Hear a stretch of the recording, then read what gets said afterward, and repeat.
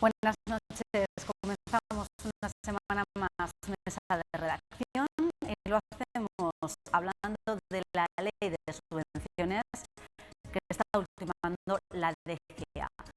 Analizaremos con nuestros invitados cómo afectará a las entidades locales y si es o no una norma necesaria. Hablaremos además del plan del PSOE para reducir el desempleo con ayudas directas del Estado a familias y empresas. Para hablar de estas cuestiones nos acompañan en esta mesa de redacción Juanjo Vázquez, gerente de Zaragoza Cultural. Buenas noches. Buenas noches, María. Jesús Morte, presidente de CREA. Buenas noches, Jesús. Buenas noches, María. Y Carmelo Asensio, concejal de Junta. Buenas noches, Carmelo. Hola, muy buenas noches.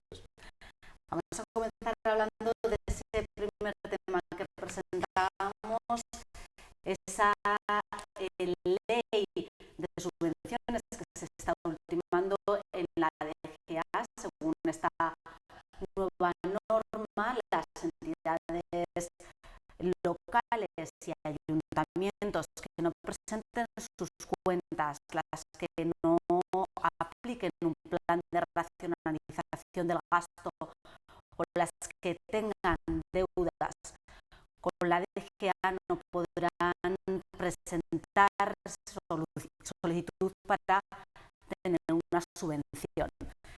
Estas son algunas de las normas, de los puntos que establece este proyecto de ley todavía de subvenciones. ¿Cómo lo veis? ¿Es necesario modificar, realizar una ley de subvenciones para evitar, como decía la Cámara de Cuentas, ese desorden, ese descontrol que había, Juanjo? No necesariamente una ley soluciona problemas. En primer lugar, cuando la presidenta Rudi anunció en las Cortes esta ley dentro de sus medidas de gobierno, daba la impresión que con eso intentaba paliar algún desbarajuste que pudiera existir en anteriores gobiernos.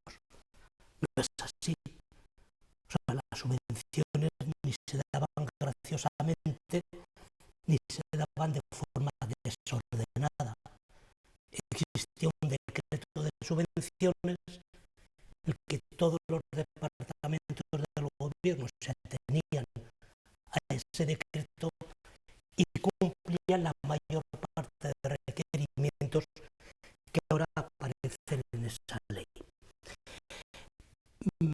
Es decir, se hacían con lógica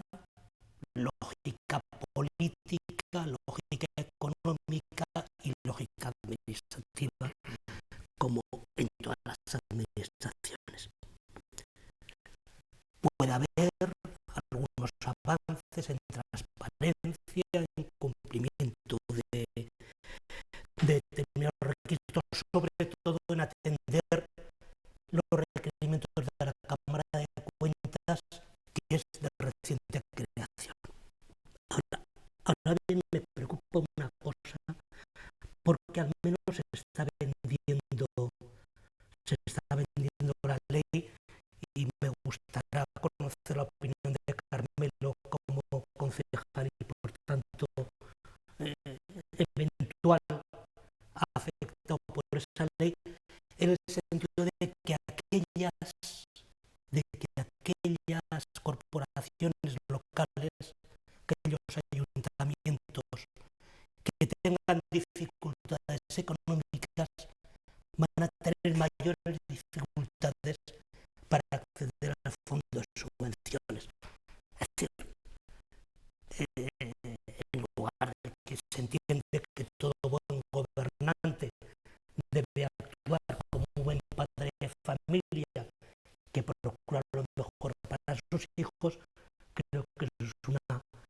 eh, un dicho que dentro del derecho administrativo se aplica.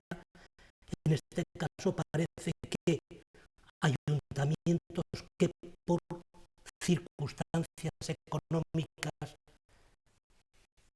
perdonen que ponga un ejemplo, Figueruelas, disfrutando de la cercanía de la General Motors, que puede permitirse una buena situación económica, va a tener más fácil acceder a subvenciones que aquellos ayuntamientos que, porque tengan dificultades económicas, no por despilfarro, sino por una realidad económica, tengan mayores necesidades. Ojo cómo se aplique, porque bajo el eslogan de queremos ser justos, queremos evitar despilfarro, lo que se puede hacer es aumentar la brecha en nuestro territorio, que ya es suficientemente grande. Poder conllevar desequilibrios, como dice Juanjo. A mí me da la impresión que la norma, la ley, el decreto, la orden, llámese como se llame, que viene a propugnar una disciplina en el gasto público, pues yo creo que viene bien. Yo he dicho aquí hasta la saciedad que las administraciones públicas deben dar ejemplo con la administración de ese dinero público, porque no les pasa como a quien fallamos en la iniciativa privada. En la iniciativa privada enseguida el embargo, enseguida el concurso de acreedores, enseguida la suspensión de pago y el cierre. Las administraciones públicas, no sé si por suerte o por desgracia, eso no les pasa. Y ocultar que ha habido un cierto despilfarro en la administración de los fondos públicos en determinados ayuntamientos, afortunadamente minoritario, no sería ocultar la verdad, ¿no? La mayoría de los casos, en algunos ayuntamientos, no ha sido un mal uso, sino un uso incoherente con la realidad que estamos ahora tratando, ¿no? Si los municipios no podían hacer en una determinada época un polideportivo o una pista de hielo o un campo de tenis, pues quizá hubiera esperado un poco y hacérselo con posterioridad, etcétera, etcétera. Luego, si esa norma viene a arreglar esa situación de desorganización administrativa con el público, bienvenida sea. Pero estoy con Juanjo. ¿Todos con el mismo rasero? Pues no. Habrá que establecer un criterio que haga que los ayuntamientos, que por razones obvias y siempre con honestidad, con honradez y bien gestionar fondos públicos, estén en situación claramente negativa con respecto a los otros, pues habrá que darles solución unitaria uno por uno, creo. Carmen, ¿cómo lo ves tú? Bueno, yo creo que todo lo que sea avanzar avanzar en transparencia y control pues es bienvenido, ¿no? Yo creo que eso es innegable a todo el mundo. Lógicamente, pues estamos de acuerdo con que tiene que haber el máximo control y la máxima transparencia e información pública de qué dinero sea de la administración a entidades sociales, a ayuntamientos y a otras entidades que puedan manejar dinero público y, por supuesto, que haya la mayor transparencia e información posible. En eso absolutamente de acuerdo. Ahora bien, como bien comentaba Juanjo, la verdad es que sería interesante saber quién controla al controlador y quién exige los mismos requisitos al legislador que en este caso pues está legislando la norma. Porque una de las condiciones para que los ayuntamientos y entidades sociales en general puedan acceder al dinero público, a las subvenciones, es que estén al corriente de pago de sus deudas con el gobierno aragonés, con la DGA. Pero ¿quién exige que la DGA esté al corriente de sus obligaciones que tiene contraídas con particulares, con empresas, con entidades y con ayuntamientos, que es muy importante? El otro día, por ejemplo, desde nuestro grupo Junta Aragonesista, el jueves pasado denunciábamos pues una situación que veíamos que era muy grave, y es que el ayuntamiento en este momento, el de Zaragoza, tiene pendientes de cobro, tiene deudas a su favor por valor de 162 millones. Esto de un presupuesto de 650 millones anuales. O sea, casi el 25% del presupuesto son deudas de terceros con el Ayuntamiento de Zaragoza. Y de esos 162 millones, 34 millones pertenecen a otras administraciones, donde el principal deudor del Ayuntamiento de Zaragoza en este momento es la DGA. El gobierno aragonés, que no ha pagado el IBI, por ejemplo, de algunos inmuebles que radican en el término municipal de Zaragoza desde hace años. Y encima no se le exige ni se les hace los mismos apremios ni los mismos recargos que se les hace a los ciudadanos de a pie que no pagan o no cumplen con sus obligaciones tributarias. Por lo tanto, vamos a ver si todo el mundo cumple con sus obligaciones y que el mejor, evidentemente, que el que legisla, empezando a dar ejemplo. Si quiere reducir la discrecionalidad en las subvenciones, nosotros nos parece fenomenal que lo haga.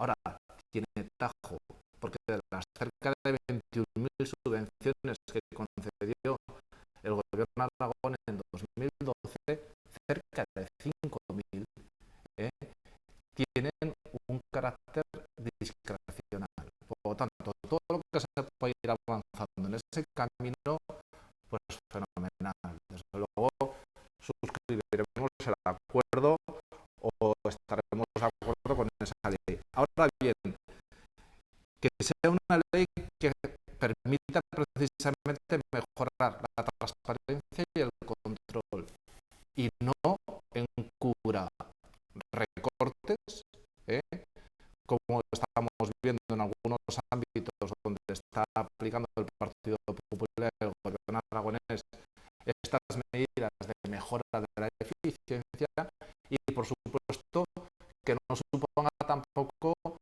nuevas trabas a la hora de acceder, por ejemplo, a determinadas ayudas públicas, porque dentro de estas subvenciones se tienen como tal las becas de comedor, por ejemplo, que da el gobierno aragonés, las ayudas a la dependencia o, por ejemplo, el ingreso aragonés de inserción. Es que, Y ya hemos visto cómo el Partido Popular entiende cómo es mejorar la eficiencia, que es estableciendo nuevas trabas y nuevas limitaciones, como hemos visto en el acceso a las becas de comedor, o como lo que quiere hacer con el ingreso aragonés de inserción o con las ayudas a la dependencia. Por lo tanto, mucho cuidado, que desde luego no tendría que servir esta ley como una forma de incluir nuevos recortes por parte del gobierno aragonés. puede dificultar el acceso a las ayudas, a las subvenciones, sobre todo a asociaciones, a entidades sin ánimo de lucro. Sí, bueno, está aquí todo el mundo está en la pomada, ¿no? Y todo el mundo se nutre del efecto negativo que tiene la falta de subvenciones para determinadas asociaciones. Yo pertenezco a una asociación que tenemos muchísimas dificultades para seguir después de 10 años de vida, ¿no? Pero bueno, ahí estamos. Sin embargo, yo quiero hacer una salvedad con respecto a lo de la administración municipal. La administración municipal es la más cercana al ciudadano y por tanto la presión y las reivindicaciones del ciudadano se sienten más cerca por parte de los ediles de los pueblos, ciudades grandes o pequeñas, que la que puede sentir una diputación provincial, un gobierno de Aragón o un gobierno autónomo. Y esa misma presión a veces sobre los alcaldes y sobre los concejales de las distintas ciudades de Aragón hace que muchas veces la cesión de una determinada situación por parte de los municipios acabe siendo deuda. Pero ¿quién resiste esa presión de un pueblo cercano o de una ciudad cercana o tal? Yo comprendo que es muy difícil. Yo creo que de verdad la labor política en el municipio es la más difícil de todas, sin lugar a dudas.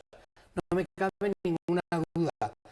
Pero claro, hay muchas cosas que se han hecho en favor de los ciudadanos y por petición de los mismos, que quizá alguien tendría que haber dicho esto no lo podemos hacer. No, pero vamos a ver, hay un cierto mito en cuanto a despilfarros. O sea, las cuentas públicas, las cuentas de un ayuntamiento, Fíjate que no trabajo, que yo no hablo de despilfarro, que no, perdón. Yo En no este hablo de caso, que no despilfarro, hablaba por ti, sino un mal uso o incluso ceder excesivamente a las presiones de los ciudadanos. Bueno, eso podría pasar en regímenes populistas fundamentalmente, pero es que las cuentas de un ayuntamiento, tú lo sabes perfectamente, están intervenidas, en el sentido de que hay un interventor y de que existe una legislación básica que permite un límite también de déficit. O sea, es que esto no es un invento actual. Lo que es un invento actual es la santificación de la austeridad y la santificación del déficit por encima de todas las cosas. Pero antes ya existían unos límites presupuestarios en los que se permitía el déficit y el endeudamiento. Es decir, nadie actúa a tontas y a locas. Sí que existen excepciones de mala política, de malas prácticas políticas y de mala gestión política. Incluso hay regidores que acaban en la cárcel, lógicamente, pero para eso están las leyes y para eso está también, luego están las sustituciones de los partidos en los procesos electorales. Quiere decir que existe, existe un control de todo tipo, pero ese control, en tanto en cuanto la decisión política se ha tomado y va a los siguientes presupuestos del organismo municipal que sea o administración pública, el interventor no tiene que decir nada. Si un ayuntamiento decide hacer un polideportivo y hay 20 más, al año que viene se hará y aquí para después volvería. Es ahí donde creo que la decisión política tiene que ser: estamos mal de dinero, no podemos. Sí, además, yo creo que del análisis que se está haciendo de la realidad de los ayuntamientos en Aragón y en el resto del Estado español es que también hay un problema muy serio de financiación. Nos dejamos ese aspecto que es tan importante, que los ayuntamientos han asumido muchas competencias que son impropias, tan necesarias como la propia sociedad las ha exigido. Por ejemplo, los servicios sociales es una competencia autonómica, pero cuando un ciudadano de la ciudad de Zaragoza tiene un problema porque ha perdido el empleo, por ejemplo, ya no cobra ninguna prestación y tiene problemas, por ejemplo, para pagar su hipoteca, ¿dónde va? Pues a un servicio municipal, a un servicio social municipal, donde se le intenta entender. ¿Es una competencia municipal? Pues parece ser que no. Y con la reforma local, que en ciernes se va a tramitar en el Congreso de los Diputados, menos todavía. ¿Es necesario prestar ese servicio a la ciudadanía? Desde nuestro punto de vista, sí, urgente, por responsabilidad. Ahora, aquí hay un problema de financiación y lo que no se toca es el problema de fondo que siempre han tenido los ayuntamientos en este país, que es una financiación inacabada, porque no se ha movido prácticamente nada el mapa municipal desde el año 77. Y ese es un problema realmente serio y que este gobierno estamos viendo que no va a cambiar porque no va a tocar por lo pronto la ley de haciendas locales, que es lo que tendría que hacer para financiar estos servicios que pide la ciudadanía y que un ayuntamiento tiene que prestar. Bueno, si os parece, vamos a cambiar de tema. Hablamos ahora del paro. Ha descendido en el mes de abril en 40.000 personas. En España, aunque se rozan, siguen rozándose los 5 millones de desempleados según los datos del Ministerio de Empleo. En este contexto, el PSOE ha lanzado un plan económico para frenar el desempleo, para frenar el paro, con una fuerte intervención del Estado entre las propuestas, ayudas directas a las familias y a las empresas. Bueno, ¿qué os parece este plan del PSOE? Porque ellos en el PSOE han comentado también que Alemania en el 2009 lanzó un plan similar y que logró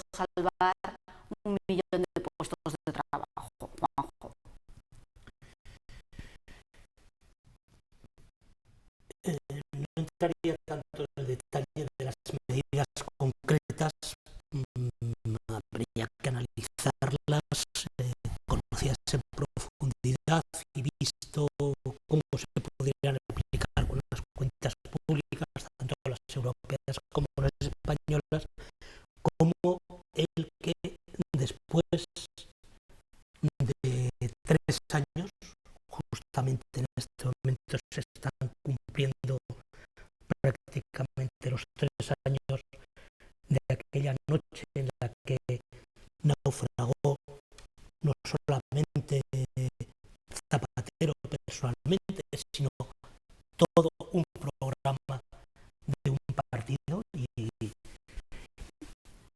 después de 3 años hemos visto que aquellas políticas de santificación, recobrando el discurso anterior del déficit, de la austeridad en primer lugar, etcétera, no solamente no ha servido para la recuperación económica, que es lo que pretendían, sino que hay más paro,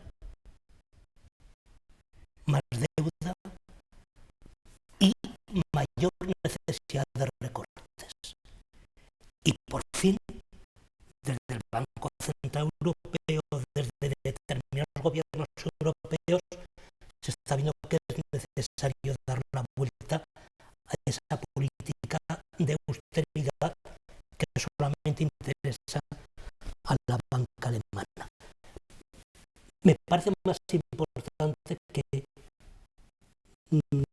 por fin el PSOE ponga en su discurso, en primer lugar, la reactivación económica y la lucha activa contra el desempleo, que la concreción de las medidas. Al mismo tiempo, dar la vuelta a una lógica europea como era la de, sí, el origen de la crisis fue financiera, pero el único problema que existe en Europa en este momento no es la capitalización de la banca. Es evidente que la descapitalización de la banca puede conducir a graves problemas económicos, de eso nadie nos engañamos, pero el mayor problema actual es la capitalización del crédito, tanto público como privado. Y ojo, tendremos que empezar a hablar ya, para salir de la actual situación. Yo daría un paso más de las quitas.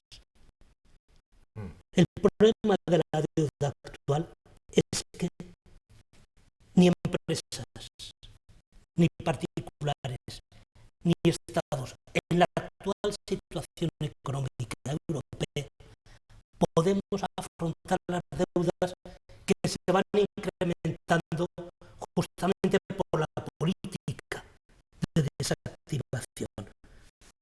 O empezamos a hablar ya de la forma que sea de quitas de esas deudas públicas y privadas, o si no, va a ser muy difícil. De alguna manera, la propuesta del PSOE avanza por ahí, es decir, parte de la capitalización a la banca se dedicaría, digo que se parecería de alguna manera a una quita, se dirigiría al crédito privado, al crédito de empresas y particulares. A mí me vais a permitir que os cuente una cosa que me ha pasado hoy. Yo tengo un tío mío muy mayor, que es agricultor, y hoy me llama y me dice: oye, Jesús, pero había 6.200.000 parados, ahora hay 5. En un mes se han marchado. Digo, no, tío, es que son distintos conceptos.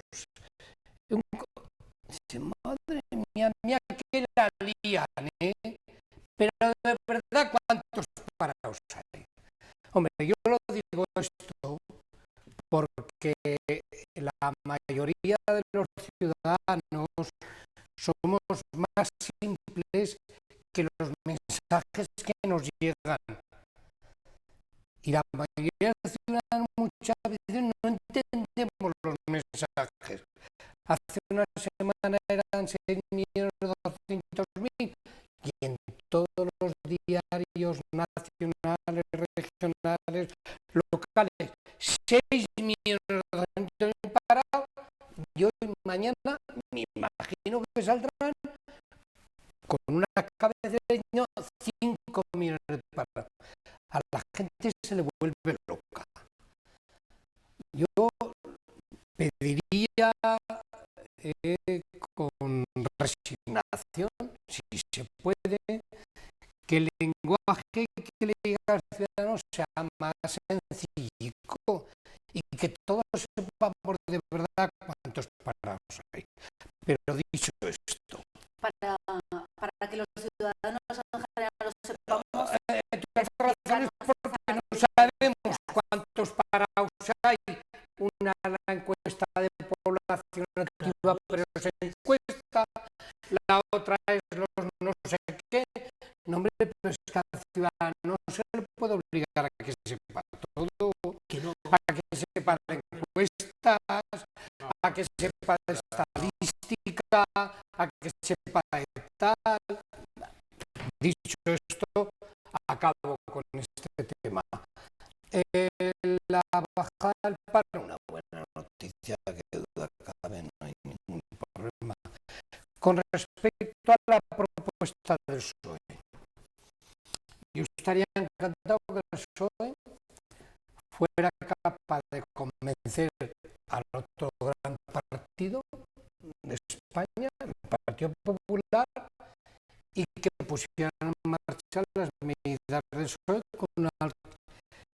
con algunas de las cuales estoy completamente de acuerdo. Es más, yo en esta misma tertulia he dicho que una buena norma sería la de obligar al sistema financiero que con sus beneficios financiara y diera financiación a empresarios, a familiares, sobre todo a pequeños y medianos empresarios.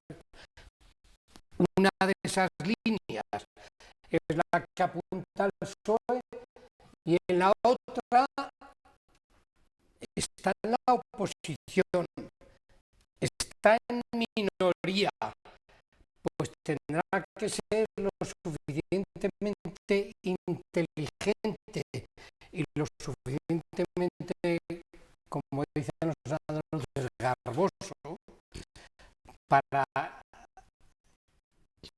convencer al Partido Popular de que esas medidas que va a hacer el PSOE son las que nos va a sacar de la crisis. Porque en tanto en cuanto ese acuerdo no llegue, va a ser muy complicado. Carmelo. Yo creo que tenemos doble motivo de celebración, ¿no? Por un lado, este giro a la izquierda que ha tenido el Partido Socialista, que como Pablo de Tarso se cae del caballo y ya era hora de que se cayese por la izquierda porque lleva 30 años cayéndose por la derecha, por lo tanto bienvenido a los planteamientos del Partido Socialista, al socialismo, cuando menos a la socialdemocracia. Y un segundo motivo de celebración, la conversión de Jesús Muerte como presidente de la patrona aragonesa a los postulados socialdemócratas, porque ha dicho que le gustaría que llegase un acuerdo para que se cumplan esas propuestas, ¿no? Claro. O sea, No, pero bienvenido, eso lo pues, vengo diciendo hace 3 años. bienvenido, Pero pues, ya ves que no me hacen ni caso. no, O sea, ni caso.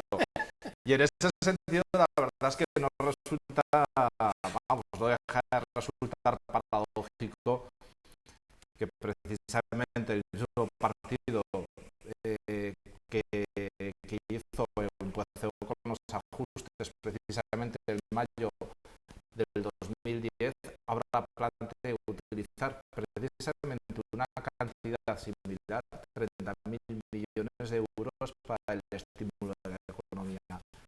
Bien, bien la propuesta, por supuesto. Yo creo que hace falta estimular a los innovadores, a los emprendedores, a las pymes, a los autónomos, porque hay un problema muy serio de falta de apoyo a la pyme y sobre todo de estímulo a nuevos emprendedores y por lo tanto de dinamización de la economía.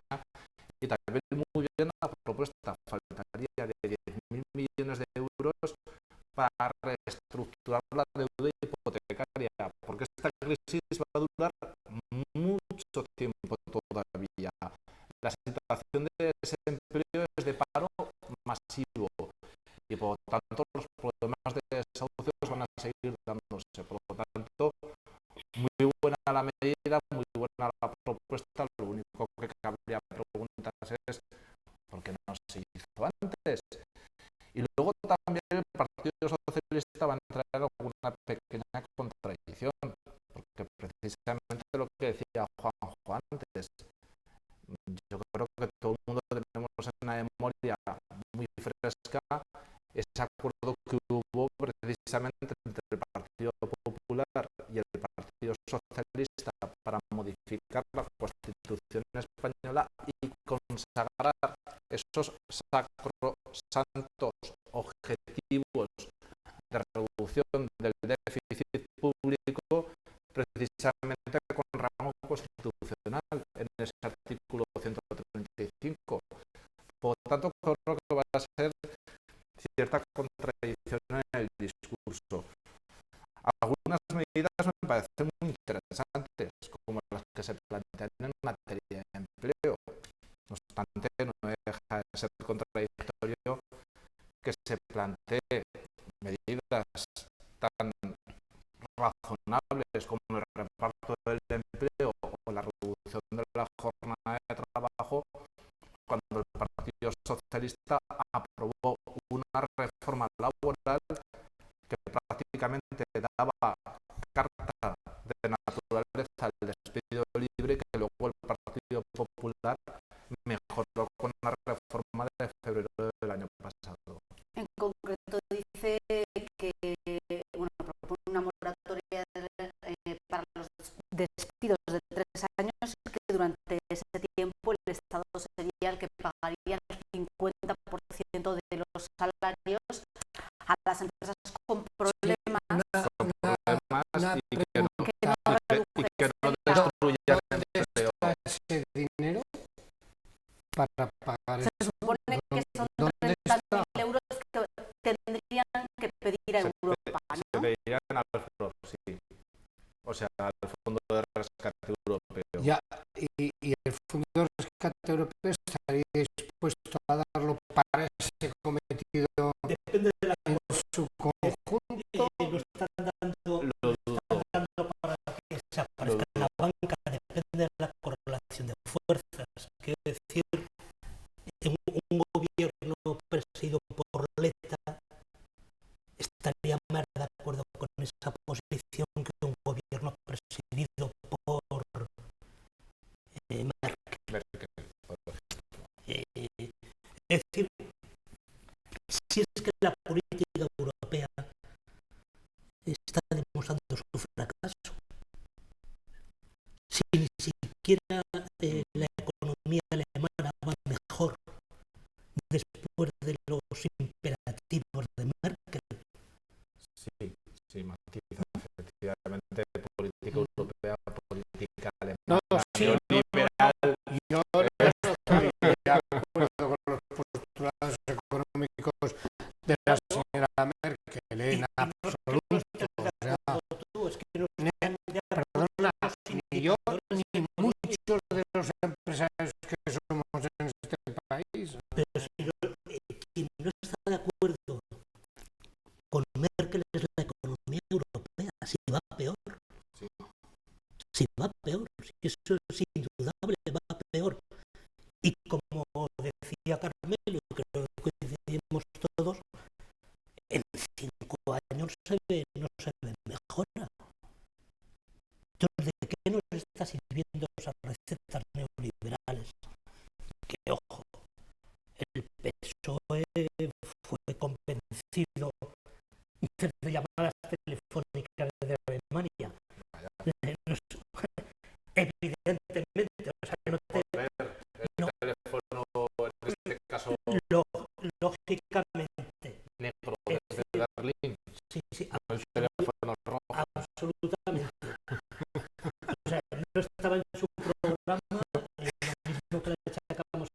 y también le podemos achacar a Zapatero porque las primeras medidas que tomó contra la crisis eran medidas anticrisis tradicionales socialdemócratas, los planes de empleo Zapatero, para llamarlo de alguna manera. Podría haber ido más lejos, podría haber ido mucho más lejos, propuestas de reducción de la jornada y de en trabajo esta mesa lo hemos defendido, sí. Y además estaba ya un acuerdo bastante cerrado entre los sindicatos para llegar a un acuerdo de salarios, que era justamente eso, ajustar salarios siempre con mantenimiento de empleo, reducción de jornada. Eso estaba muy avanzado. Lo que hemos hecho en los últimos 35 años. Hace 3 o 4 años. De moderación salarial a cambio de mantenimiento de empleo y que luego hemos visto como hasta allá por los aires. Entonces, volviendo a la pregunta que hacía Jesús, es la realidad económica la que indica que la política económica de Merkel es un fracaso. Es un fracaso que va a arrastrar a Alemania. Bueno, si os parece, queda poquito tiempo, pero sí que me gustaría que valorásemos rápidamente otra cuestión.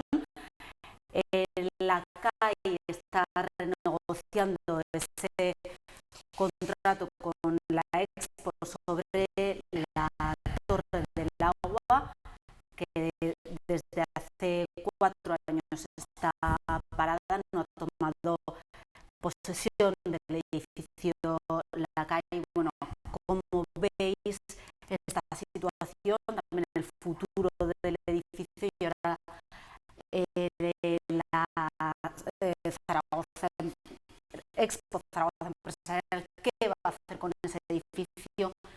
Hay que pide el gerente de Zaragoza cultura.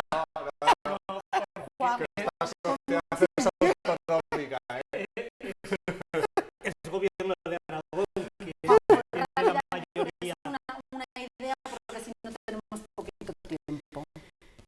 Sí, pues es un fracaso en esa negociación entre Expo Zaragoza Empresarial y CAI. Quiere decir, es muy difícil. El edificio tenía problemas de entrada, pero CAI en su momento, aunque no tomó posesión, me parece que es cosa de mal pagador, sí que tenía un proyecto, es decir, no rechazó el contabilizarlo dentro de sus activos. Entonces, en este momento ya no exclusivamente por su situación financiera, sino porque realmente no sabe qué hacer con ese edificio. Carmen. Sí, yo solamente de toda esta situación tan dantesca espero que al final los paganos no seamos los ciudadanos, porque hay que recordar que estas gracias que luego paga la ciudadanía de su bolsillo, de esas previsiones que se hacen tan desacertadas desde Expo Empresarial y desde la propia CAE, luego redunda en perjuicio de la propia ciudad. Yo creo que conviene recordar que la CAE, por ejemplo, no ha pagado absolutamente ni un céntimo de un impuesto como el IBI, por ejemplo, por la Torre del Agua. Al igual que aquellos gastos que se comprometió para el mantenimiento del edificio y que, si no recuerdo mal, eran de 1,5 millones de euros al año. En este momento estimamos que la deuda que, por ejemplo, puede tener la CAE solamente por ese edificio con la ciudad de Zaragoza es de 6 millones. Espero que no caigan en saco roto y al final